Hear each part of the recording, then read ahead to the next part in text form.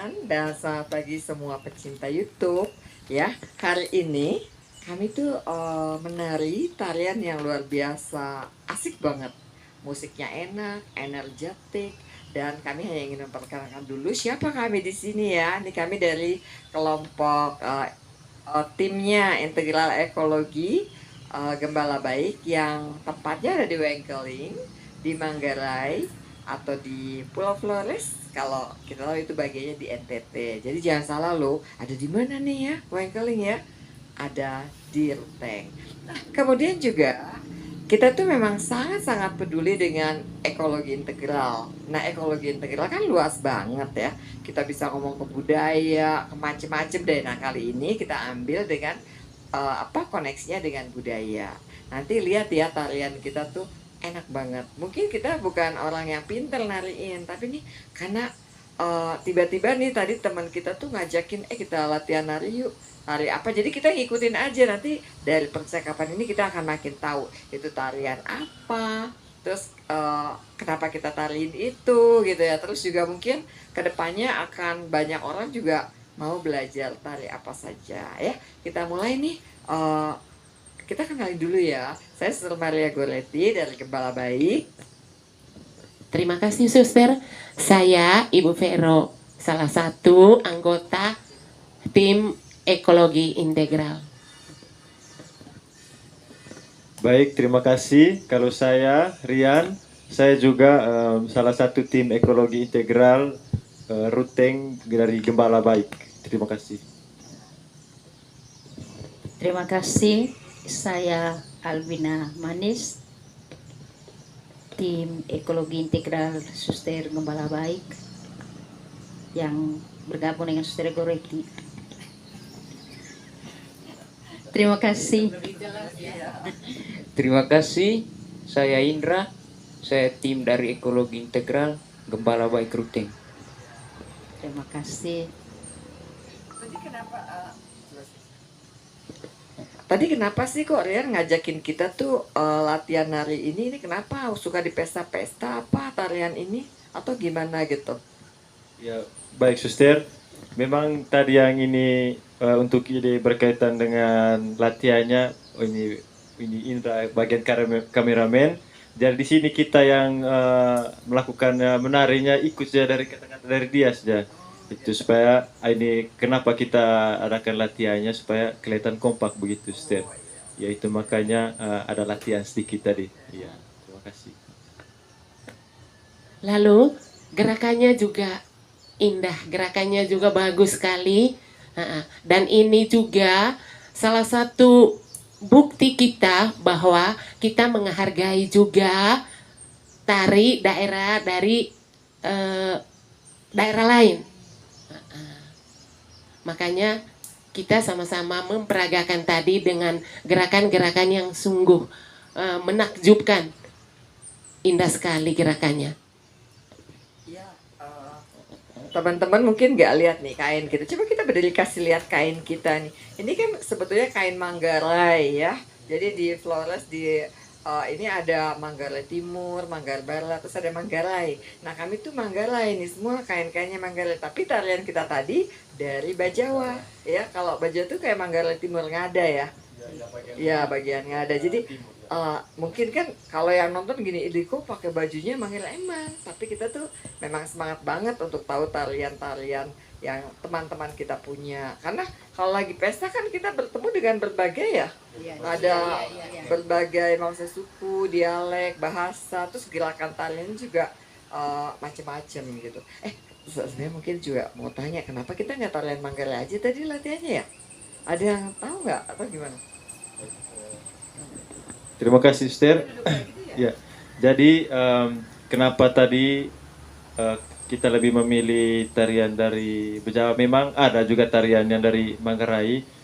Jadi sini kita juga pakai kain sarung motif Manggarai juga di sini karena kita orang Manggarai juga ya kami ya 4 orang ini.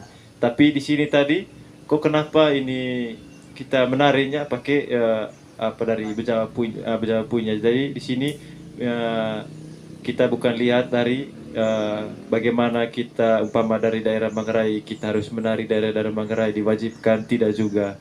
Jadi untuk sekarang ini juga bagaimana untuk pengenalan masing-masing budaya tiap daerah begitu Ster. Jadi ada kebebasan semua bagaimana kita belajar dari daerah lain. Jadi bukan hanya belajar dari daerah kita sendiri, kita juga bagaimana kita juga belajar dari bagaimana menari kesenian dari daerah lain begitu Ustaz. Karena itu juga penting supaya kalau kita pergi ke satu tempat begitu kita tidak bingung-bingung ini bagaimana menari ini begini. Nah, tapi kan kita sudah tahu jadi begitu Suster. Ada juga Manggarai punya ada juga tapi untuk hari ini kita bawakan yang dari tetangga kita dari Kabupaten Ngada punya ya. Terima kasih Suster. Aku nih ada pertanyaan juga nih. Kan kita tadi udah tariannya tarian Bajawa. Sekarang saya pengen tanya nih, kita juga punya tarian di Manggarai ini. Kira-kira nih Bu, banyak kan tuh tarian Manggarai itu berkisah tentang apa? Ya mungkin 1-2 tarian yang Ibu ngerti deh, maksudnya bahwa oh ini ada tarian yang kayaknya kalau Manggarai itu memunculkan misalnya tari apa, memunculkan tentang apa gitu loh ceritanya. Baik, Suster. Kalau di Manggarai ada tarian Dundun Dake itu. Intinya adalah tarian kegembiraan, ya, tarian syukur. Kemudian kalau ada dalam pesta-pesta seperti pesta penti itu Manggarai punya, itu intinya adalah syukuran. Tadi kita dalam tarian Bejawa yang kita bawakan itu ada melingkar, itu menyatakan persatuan. Begitu juga dengan tarian adat Manggarai. Tapi bukan namanya Jai, tapi itu namanya apa saudara Nadian? Yang sai, sanda, bata. Kalau batanya duduk, kalau sainya itu berdiri. Nah, itu. Kalau Manggarai Timur punya Suster itu namanya danding, melingkar. Lalu ada penari seperti tarian Jai tadi itu, ada keluar masuknya. Itu di Manggarai Timur. Mungkin karena dekat dengan Ngada, sehingga Manggarai Timur punya juga hampir sama dengan miripan dengan Ngada. Kayaknya danding itu juga di Larantuka juga danding ya Danding, kayaknya ya. gitu. Terima kasih. Ada lagi Bu. Sister. Ah. Kalau di Larantuka Flotim punya itu apa namanya yang Saya pernah Iya, dengar iya, danding iya, juga. Ster. Tapi dia melingkar. melingkar Iya. ya, Sister. Tapi musiknya kayak agak Melayu-Melayu sedikit gitu Iya, ya. iya. Bukannya dangdut ya, Melayu-Melayu Melayu gitu kan. ya itu Iya. Flotim punya Gawi. Kalau hampir sama kayak melingkar begitu, mungkin mereka apa Gawi namanya. Itu kalau ende punya itu ya, sama semua. Sekarang ini kita kembali ada satu pertanyaan lagi nih. Karena tadi kita ngomong tentang tarian tadi ya, tarian Manggarai kan ini orang-orang Manggarai tahu banget ya. Tadi Ibu bilang itu ada nilai syukur, kegembiraan, sukacita, terus kayaknya untuk acara-acara tertentu seperti penti atau apa gitu ya. Nah sekarang nih Bu, kenapa kita juga menghargai tarian lain, tapi juga tarian kita juga kita perlu menghargai kan. Sekarang nih kalau kita dikaitkan dengan ekologi integral, pasti kan nilai-nilai itu disimpan udah lama ya gitu kan. Kira-kira apa sih perjuangan orang membuat tarian itu sebagai apa gitu loh. Kalau ada tarian sampai dikenal sampai keturunan yang selanjutnya gitu loh. Kan berarti kan sesuatu yang pasti ada alasannya gitu loh. Kira-kira alasnya apa ya Bu ya? Mungkin Bu Vero. Baik. Suster, kalau tarian syukur tadi itu yang kami nyatakan di dalam satu pesta itu paling hanya syukur apa yang kami sudah terima dari Tuhan untuk kami manusia khususnya. Tetapi ada kalanya kalau air itu masih ada penghormatan, tapi lingkungan ada kalanya ya Suster tidak diungkapkan untuk dalam syukuran itu penghargaan terhadap lingkungan. Padahal lingkungan ini termasuk lingkungan hidup, tapi di antara kami makhluk hidup tidak saling menghargai dengan menghargai hutan sampai dengan saat ini. Padahal sumber kehidupan kita manusia itu adalah lingkungan hidup yang merupakan ciptaan Tuhan semuanya. Tapi ada kalanya kita manusia lupa bahwa semuanya itu adalah ciptaan Tuhan dan harus saling menghargai. Mudah-mudahan dengan ekologi saat ini kedepannya kami lebih menghargai dan menyadari bahwa semuanya itu adalah makhluk hidup ciptaan Tuhan yang punya martabat masing-masing sehingga harus saling menghargai. Mudah-mudahan ke depan Suster begitu. Kira-kira siapa yang buat tarian-tarian itu, Ibu ya? Oh ya, baik. Terima kasih Suster.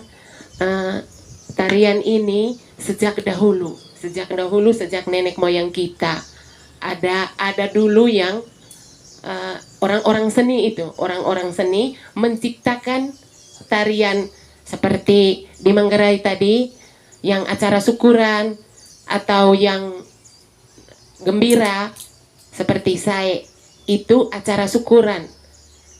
Dari nenek moyang kita dulu sudah diciptakan para seni yang terdahulu, Suster.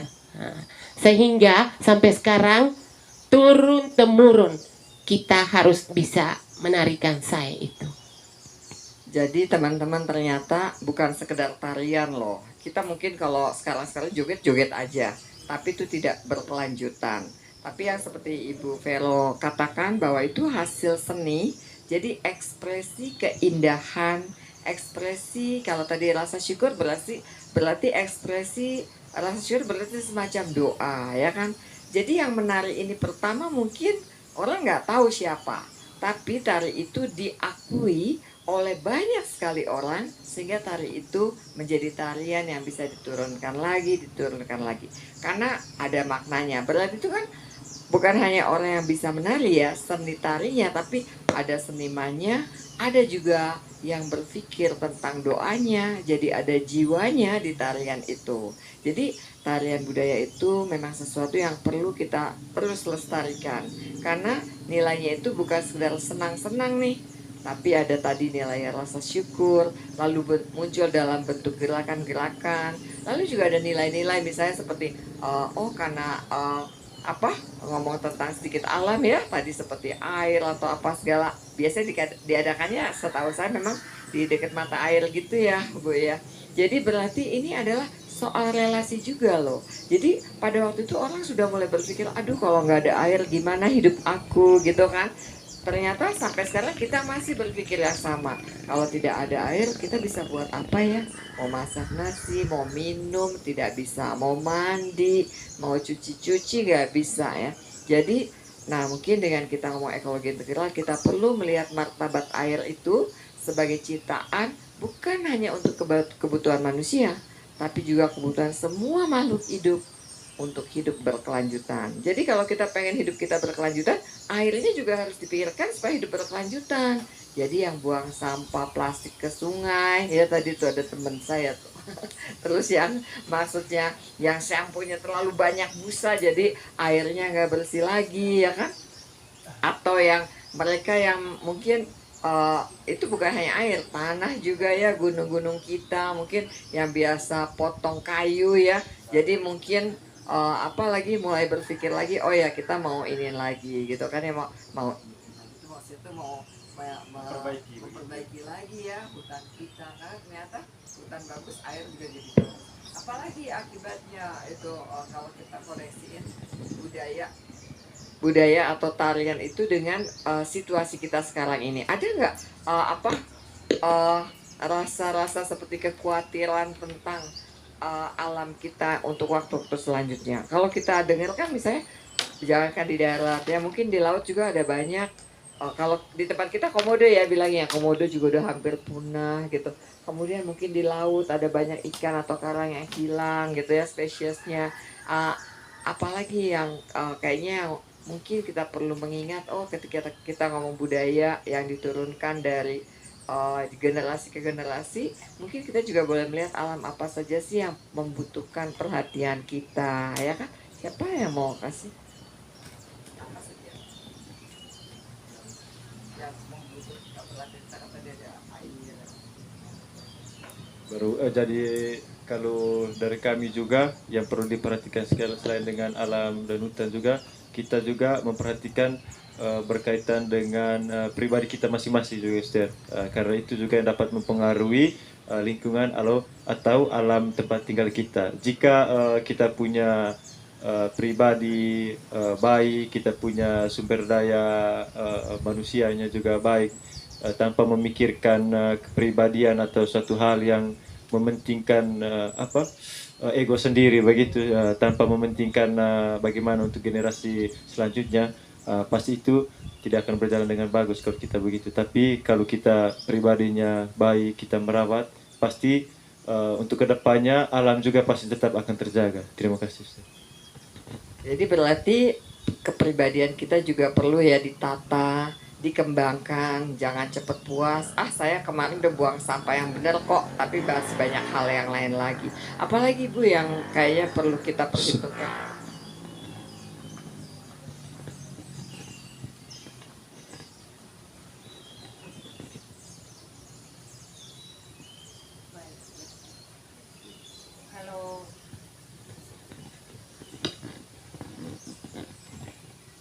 Kalau dengan melihat situasi sekarang ini, teman-teman, yang pertama itu adalah keteladanan kita. Kalau kita sudah misalnya membuang sampah pada tempatnya, kemudian jangan membiarkan kotoran yang ada di sekitar rumah itu dibuang saja di kali. Itu menyakitkan sekali untuk sesama saudara kita. Karena apa? Penyebaran penyakit sekarang itu disebabkan oleh sampah. Kemudian polusi air itu juga disebabkan oleh sampah.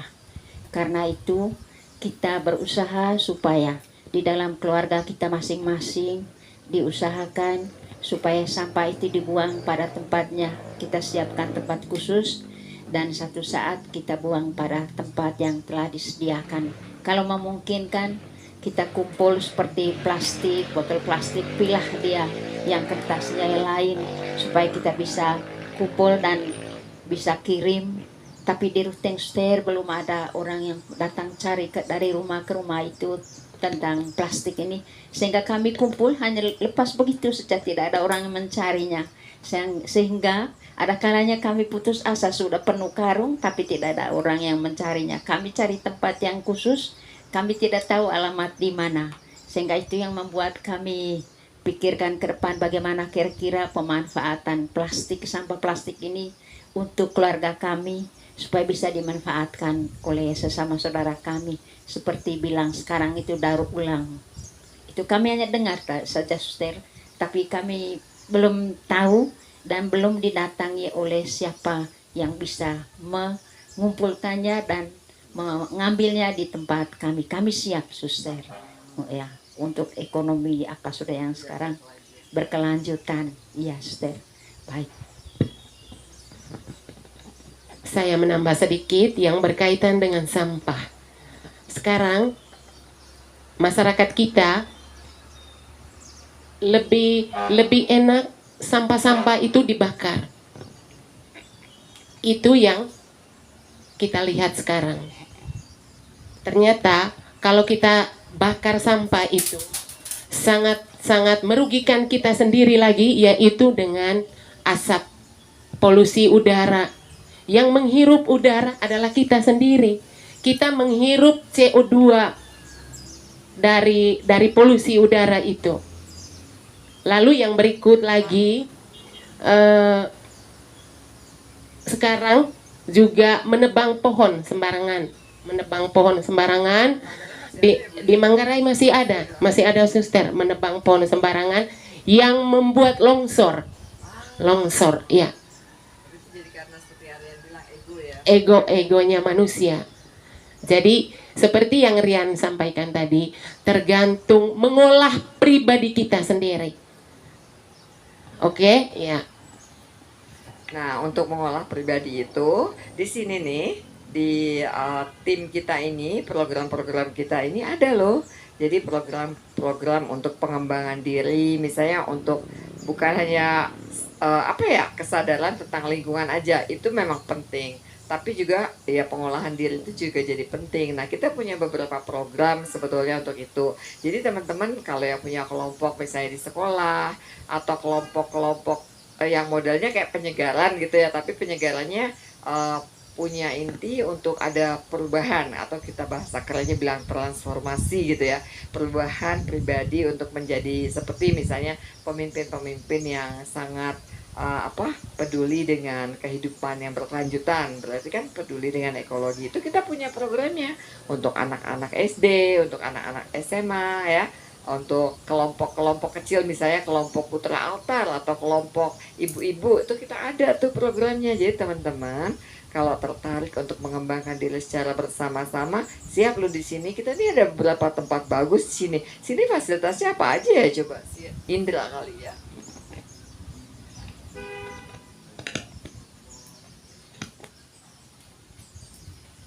Fasilitas di sini, Sister, ada pendopo. Ini untuk perempuan-perempuan. Iya, untuk pertemuan-pertemuan di meditasi. Ada juga tempat diskusi, Sister. Iya, Terus kayak pendopo ini juga bahkan kita kayak tadi nari juga di sini ya. iya, bisa juga. Ya. Nonton film, bisa segalanya di sini, Sister. Iya. Saya melanjutkan, jadi di Wengkeling ini, jadi teman-teman bisa lihat tadi itu namanya Wengkeling Ekologi Integral Sanctuary. Sanctuary. Jadi sudah lihat tadi itu baru pendoponya, Sir. Itu baru pendopo. Jadi kapasitasnya pendopo yang tadi kita menari itu bisa sampai 40 orang, sampai 30 sampai 40 orang untuk kegiatannya, maksudnya kayak meditasi begitu, Sir. Selain itu juga yang seperti teman Indra bilang, ada tempat diskusi. Jadi di sini sekitar ada empat tempat diskusi. Hanya bagian sana, ada bagian timur yang lain juga. Ya, itu tempat untuk kita misa juga, untuk doa, semua juga ada semua di sini. Baik. Ya. Lihat videonya ya, tempat-tempat. Ya, baik. Ya, nanti kami akan perlihatkan ke teman-teman seperti apa lokasinya begitu, ya. Ya. Semuanya lengkap. Ya. Yang lebih istimewa lagi di sini, di Ekologi Integral Sanctuary ini, yang lebih istimewa lagi tempat khusus untuk doa Laudato Si. Ya, Rosario Laudato Si. Di sini baru kita lihat. Di tempat lain pasti tidak ada. Hanya di Ekologi Integral saja yang disiapkan tempat doa khusus Laudato Si. Ya. Dan memang di setiap programnya itu juga kita pakai doanya, doa-doa Laudato Si ya, mau makannya segala. Terus aturan-aturannya memang dibuat supaya memang friendly banget deh, maksudnya bersahabat banget. Misalnya seperti di sini diharapkan teman-teman yang datang ke sini untuk tidak mengotori udara di sini. Jadi dengan maksudnya jadi kayak bersih asap rokok di sini ya, kemudian juga bersih sampah-sampah plastik. Jadi itu memang ajakannya ini, dan acaranya juga banyak ya. Seperti tadi kan udah sebut ya, meditasi, ada tuh yang namanya membumi, ya ampun bagus banget loh itu. Kemudian karena di sini banyak pohon-pohon yang memang pohon-pohon besar ya, jadi kita bisa merasakan kedekatan dengan alam. Masih ada tempat camping juga, jadi ada tenda-tenda yang boleh dibawa dari luar atau bisa sewa di sini juga. Jadi teman-teman, dan kalau memang pengen lagi refreshing nih sama teman-teman, bisa 20 orang, 30 orang camping di sini, silahkan saja. Di sini juga kalau nggak punya tenda sendiri boleh sewa di sini. Makanannya juga kalau mau catering dari luar silahkan, kalau meminta disediakan di sini kita juga bisa sediakan. Ya teman-teman, untuk kita mau maju kadang-kadang kita perlu tempat-tempat seperti ini. Itu kita membuat itu karena kita tahu ada banyak orang-orang lokal di sini yang sebetulnya butuh untuk lebih banyak teman berdiskusi, ngomong tentang hidup kita yang lebih berkelanjutan. Tapi caranya kan harus mau membuka ya, membuka diri, mau belajar lebih banyak lagi. Karena kita semua diundang untuk belajar sampai kita tutup usia loh. Jadi nggak stop sampai di sini ya kan. Oke teman-teman, kayaknya perjumpaan kita kali ini sampai di sini dulu. Nanti teman-teman Rian sama Indra akan memperlihatkan gambarnya, gambar maksudnya tempat-tempatnya. Kebetulan ada beberapa taman bunga, cuma tuh kayaknya masih ada yang remaja ya, masih baru mau tumbuh lagi ya. Tapi sebelum itu ditumbuh, ditanam, yang tua-tua masih ada di situ. Tetap berterima kasih sama bunga-bunga yang sudah menghias ya. Ada banyak akasia di sini dan sebagainya. Nanti lihat deh, mungkin mereka akan tanya jawab tuh nama pohonnya apa yang ada di sini. Pohon-pohon yang ada di Ruteng yang mungkin tidak ada di Jawa, tidak ada di Kalimantan ya. Sini ada banyak sekali. Silakan. Oke, semuanya selamat salam Laudato Si untuk kita semua ya. Salam Laudato Si.